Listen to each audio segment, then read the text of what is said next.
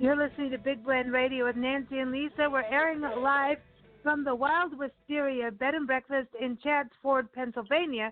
However, we're going to Los Angeles, California, or actually it's Mar Vista, California, and we're chatting with Bob-Beland. He's joining us with his new album, Happy Camper, and you just heard one of the songs. It's called In Big Sur. Now, if you haven't been to Big Sur, like, you seriously need to go. Nancy, I feel like it's been way, way too long since we've been there and hearing that song. Don't you want to go back? I know, but remember the last time? Well, we didn't get... Yeah, there was someone stuck on a bridge and all kinds of things happened, but it was so cool. Everybody, welcome, Bob. How are you? I'm fine. Hi, Nancy. Hi, Lisa. Is there room for one more at the Wild Wisteria B&B?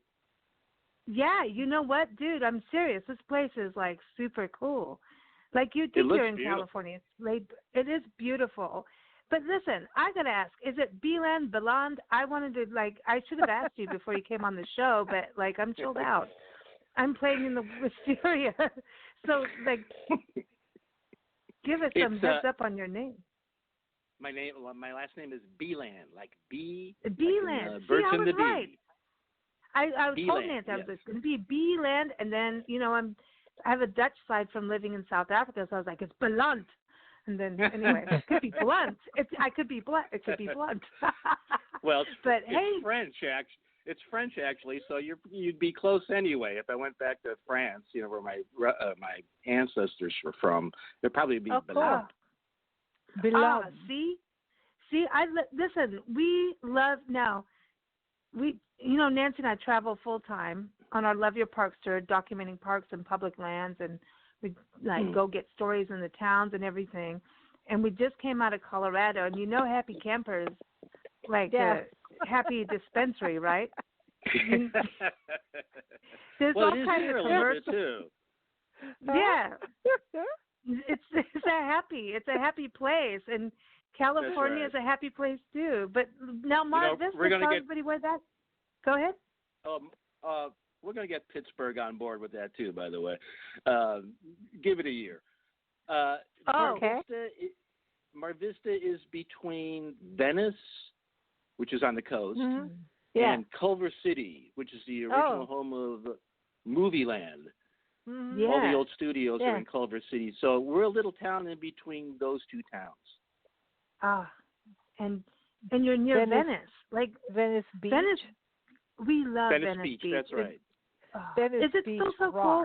I remember the guy on the skateboard and the umbrella lady, and is it still cool? The umbrella lady. Oh my gosh.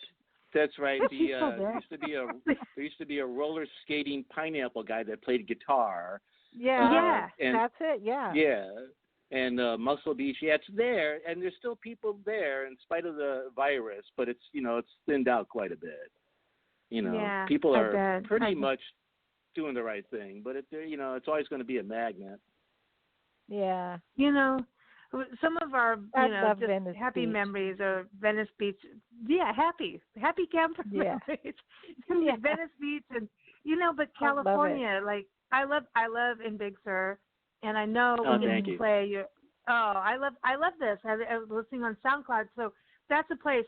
So that's where people should connect with you. Is in SoundCloud. I know you can. Well, go ahead. Cloud is where all my music's at. But right now, all my music is out there everywhere. You can hear all my 8 albums on YouTube.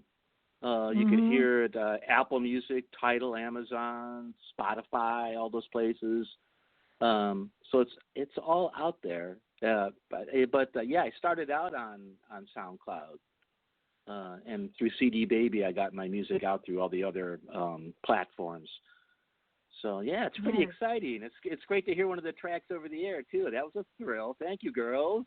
Oh, you bet, man. We like it. I dig it because it is so California. I told Nancy, I'm like, dude, this is California music. It's like. It is, I don't even know how to explain it other than it sounds like California. No, I want to walk Sunset Strip now. I know. Were you both out here at the same time? Well, we're mother-daughter, so I came up after her. She knows me Okay, inside out. it was a team. Yeah, team effort. And did you? Yeah, no. Did you live in Venice? No. But we lived in California, and we were both born in California, and our go-to place for I was party born time in was 74. Venice Beach. Good year.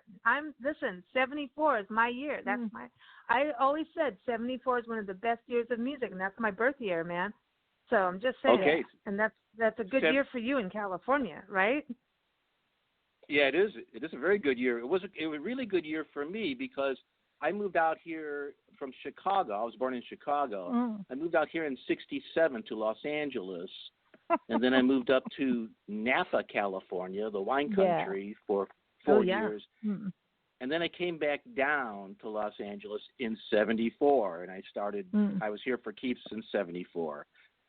I started playing music down here in 1974. And I started playing music in '74 at the Troubadour with a fellow with my band, a bandmate from Pittsburgh, PA, Jules Shear. Okay, oh, so the okay. Troubadour and the Whiskey a Go Go.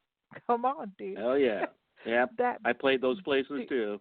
Yeah, so much fun. See, she was there. I love that place. She was there. So she was born. Nancy was born in North Hollywood, Hollywood area. And Tahunga and all that, she grew up there, and I know it well. That she took me to Sunset Strip when we came back to this country. We lived in Africa for many years and came back, and she kept telling me about Sunset Strip. You gotta go to the Strip, man. By the time we got back to this country, I was like, couldn't wait to get to Haight-Ashbury. I couldn't wait to get all these places. Janis Joplin really was dead. It sucked. And then we went on Sunset Strip, and Troubadour was for like teenagers, and there were kids puking, like out in the outside. No, and she was so pissed. Yeah, I know. But the Marlboro Man was there. He was still there. I know. But I don't know. Is he still there? No, he's not there anymore. Although my wife is a photographer, and she has pictures of the Marlboro Man. Oh, so she has photographs of it, but he's not there anymore. I don't know what's there now. Oh man, I'm gonna have to go same walk anymore, is it? So do you feel that in California? No, I don't know. It's interesting. You cannot. I don't think you can keep going back. You can grow with it, but if you go back, it's like you can't. Your expectations. You can't take what you experienced before and put it. It's weird, but I also feel like when we travel, we have deja vu dust, where like you've been there, so you kind of have this familiar feeling, but it's still changed. Like you've it always there. changes. So, time moves on. Yeah, it always so changes. Things, The You Troubadour's still there. Troubadour's still hanging in there. All the major clubs are still there. The Roxy, the Rainbow, the Whiskey's still there. The Whiskey a Go Go was the best. It had the best sound system of them all. There was another place called the Starwood we used to play. The Starwood. I don't know that one. That was in West Hollywood. Yeah, that was a big place to play. So you've done 8 albums. I just like who have you been playing with? Because this album you got different people. Have you been playing with the same people? Has it changed up with every album? It changes a bit with each album, but I do have some core players. Bob Gross, the bass player. I have a lot of bassists that have returning tickets on my records. Bob Gross, who played with Delaney Bramlett from Delaney and Bonnie for years. He's a great guy. He plays with the Deanna Bogart band now out in the Upper Desert. She's fabulous. They're a great live act. So, yeah, it does change. Richard DeAndrea is another bassist who was going to be in the Motels, but changed his mind.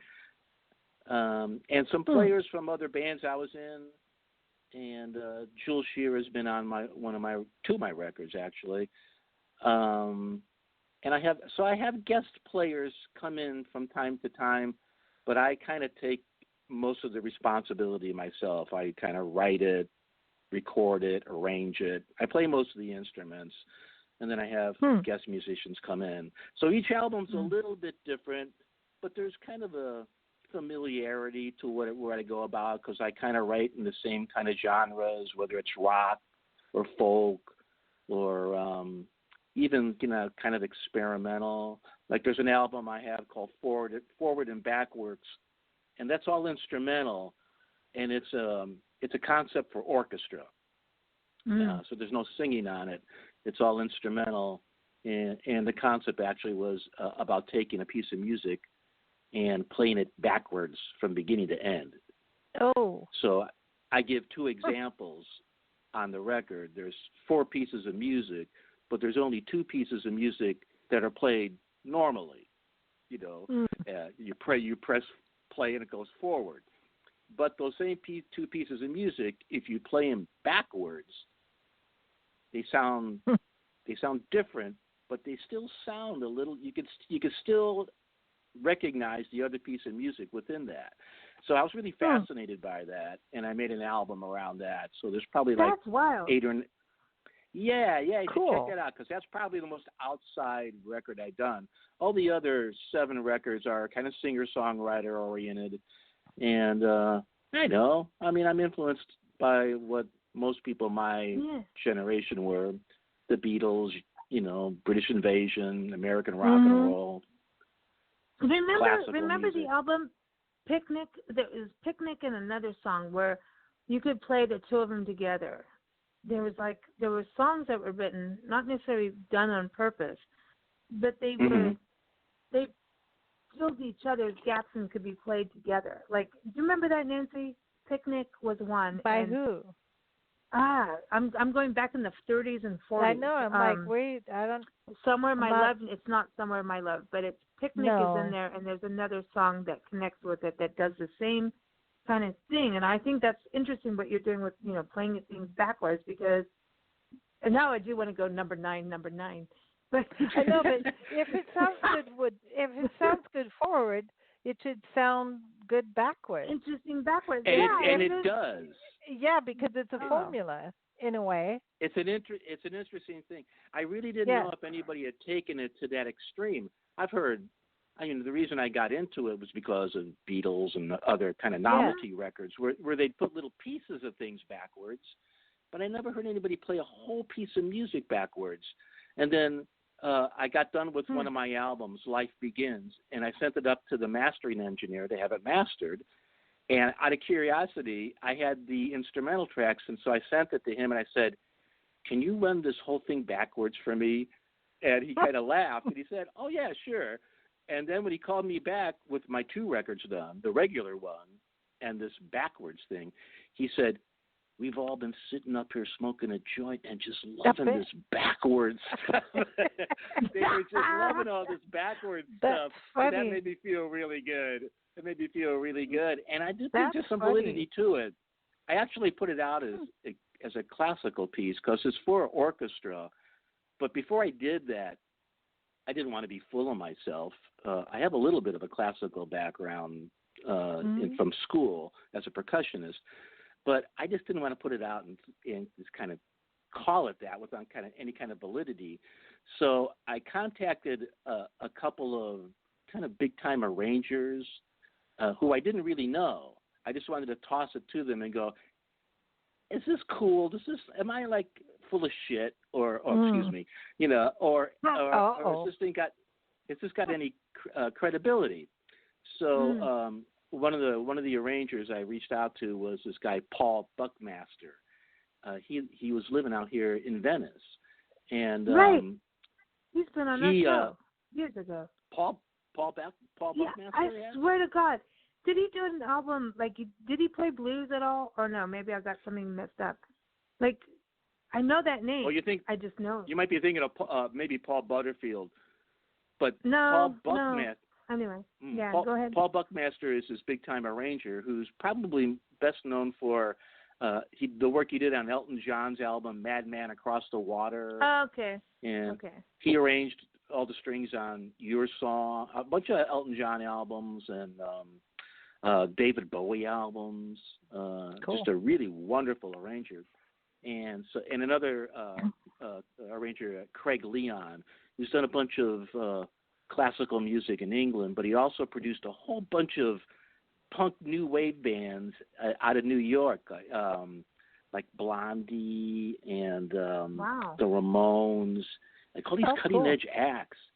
So I just picked those two because I knew them by name, and I sent them forward and backwards, and I said, "You got to tell me if this is cool or not before I put it out," you know. And so they both gave me the thumbs up, and I was elated by that, and that kind of gave me the nerve to put it out. And I'm happy I have, because I do think it's kind of fun to listen to, and I don't think there's anything else out there like that I know of. They both said that too. We're going to have to check that out. And here's the deal. I want to go back to Happy Camper, because if we don't, your publicist is going to get mad at us. Just saying. No, you wouldn't. But Happy Camper. Yeah, I kind of diverted a bit there. I know it's good. No, it's cool, because it to me, it's all the story. I mean, to me, a musician is never done, right? It's always this ongoing project of creativity. So it's like, we'll talk about anything, anytime. But Happy Camper, I was listening to the title track today, and it was deep. That's a deep song for it being Happy Camper, yet at the same time, it was a song like you talked about, Life Begins, right? Yes. And I feel like it was a song of go out and just like do the best you can, and personal. It's a personal song, and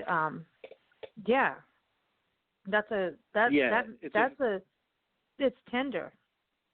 Thank you very much. I appreciate that. I really appreciate that, because it is.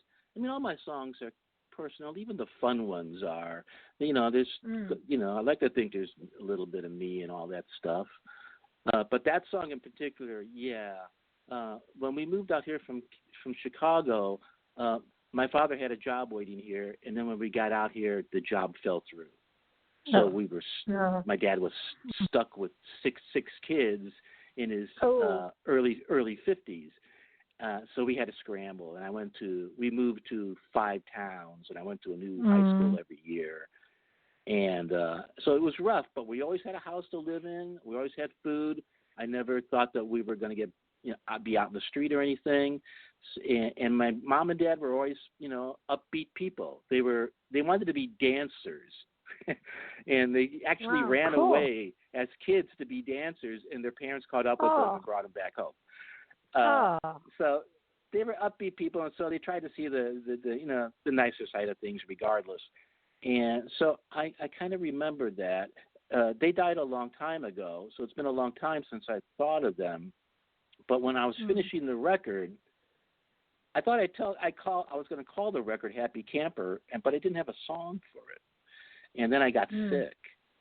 And while I was sick, the song came to me really fast, faster than they normally do. And I did feel like my parents were talking to me and basically telling me, just remember what we told you, and I've kind of felt that way. I'm 67 now, and I've always tried to have that outlook, in spite of whatever's going wrong, to try and look on the bright side of things, be an optimist in spite of all of the hardships, in spite of Trump and everything else, try to be an optimist, it's that Monty Python thing. Always look on the bright side of life, if that's right. Eric, the Stop picking your nose. You'll get COVID. Sorry, I said Brian. Right. That doesn't mean you got to be stupid. That's right. So don't pick your nose. But in spite of all the heavy bad shit, try to look on the bright side of things. So, and I like that kind of songwriting. I think John Prine was a great example of that kind of songwriting. Oh, yeah. Where you think it's going to be a funny thing, think it's going to be humorous, but there's dead serious stuff within the song, very, very heavy stuff. Yeah, and like a lot of my favorite songwriters are like that. Boy Named Sue is like one of those songs that listen to it again, and then listen to it again, That's right. and then listen to it again, right? And then it's like, here we are now. Look at when that was written. What, where, like how you start to argue and think and discuss, and I think those are important. And I think you're right about the positive stuff. We've got to, as human beings, music is our solace, and right now with this whole COVID thing, nature and music, it's our medicine. It is. And Absolutely musicians is. can't perform live right now, but things are happening with live streams and whatever, but, you know, we salute you and thank you for this. I appreciate that very much. Musicians keep going on because, you know, we need music and independent. I just want to ask before we play. We have to be on a time thing. It sucks. I want to talk about the label. Wrong Way Works. Is that your label? Wrong Way. That's my All my records are on my label. I love that. The first one was on CE9 Records, but everything else, which is my label too. But yeah, Wrong Way Works, and I named it that way. It's a play on the way I play guitar. I play left-handed, but I use a right-handed guitar. Oh wow! So wow. if you play right-handed, you can hand me the guitar, and I just flip it over, and I can play it. That's funny. I play that way because I have an older brother who plays guitar. In fact, my older brother's quite a fairly well-known musician and guitar player from back in the late 60s and 70s. He was part of the Topanga crowd. He's a right-handed guitar player. And so, you know, my mom kind of talked him into letting me play the guitar maybe once in an hour or something. So he said he'd do it, but he said, don't touch the strings. I had to figure out how am I going to do this, you know, so I just flipped it over. But, you know, there's a lot of people that play like that. Otis Rush played like that, Albert King, this real famous female acoustic guitar player from way back in the 30s. I'm blanking on her name. Elizabeth Cotton, she played that way. And then my friend Jules, my ex-bandmate Jules Shear, he plays the same way I do, but he plays in an open tuning, so he only chords with his thumb. No way. I've seen people who do that. What's his name? Yeah, exactly. Richie Havens. To me, like, I watch him. I want his feet and his toes and his hands, like how he does. No, you know what I mean, right? He just is all in it. And we missed a concert of his in Flagstaff, Arizona. Like, he was incredible. I think he's from Pittsburgh too. I'm pretty sure Jules this told me whole one Philadelphia time that thing's going on. And hey, listen, you talked about Philadelphia and weed. Like, we interviewed the Weed Man. Like, I don't know, Ed Fortune years ago, over the years.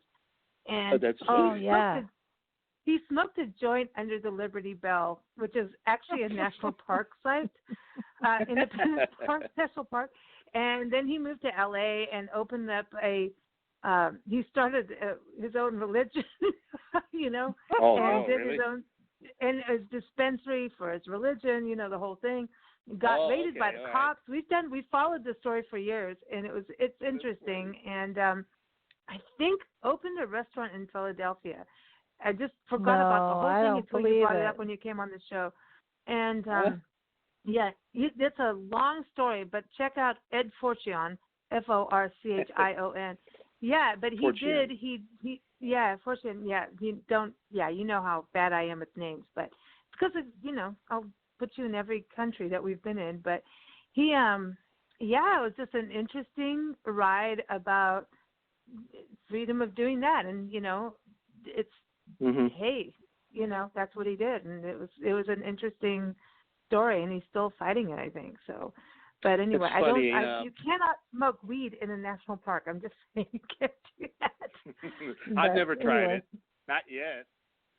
No. You know, I wouldn't be so careless anyway. I mean, I love the parks. Like, California's got the greatest parks. I mean, Jesus. Yeah. You know. We've got Yosemite. Yeah, Yosemite. Yosemite. Is that what he said? Yosemite. Yeah, no, we just call it Yosemite. We love Yosemite. The Sequoias, we'll be back in the Sequoias in the spring. We can't wait. Pinnacles National Park, the Bay Area. I mean, you go up to That's Point the only Reyes. park I haven't gone to. Which one? That's the only Pinnacles? park. Pinnacles. Yeah, I keep. You know, Pinnacles. You I would drive by every time I go up to San Francisco. We'd be driving past, and there's to turn off the Pinnacles, but I got to get home. So it's the one park that I'm always passing by and not going. You need to go on the eastern entrance. There's two entrances. The one by Salinas, right? and the big highway with all the truckers. And then there's the other side, the eastern side, which is San Benito County. So that area is more where you can camp and everything. It's a hiker's park. It's really for hiking. It's not the driving through. You can't drive through both sides, but you've got to do it. And we're going to be there in the spring, end of winter, early spring. So I invite you to come out. We'll go hiking. I might take you up on that. That sounds cool. I'm serious. Come meet us up there, man. We'll have a good time. We're going to go do that and go wine tasting, because we've got a whole wine route out there, like some really good wine. Pinot Noir, if you like Pinot Noir. It is awesome. It's one of the coolest places. I lived in Napa, California for 4 years. My family's still up there. My parents are buried up there. I don't drink. Well, I know what else you do though. Yeah. We have our wine. I got alternative methods. Yeah, I have alternative methods, but I was always the designated driver up there. Okay, but don't get us in trouble in the park. That's all I have to say. I'm cool. We're all cool, right? We're all cool. We're all good, man. Well, listen, this is the perfect thing. We gotta run. We're gonna talk about Wild Wisteria Inn, bed and breakfast here in Chadds Ford. I mean, this is such a cool place. You would dig it. We're gonna play. I'd love to go. I'll see you there. So listen, Bob, we'll see you there in Pinnacles. You got it. Winter, spring, okay?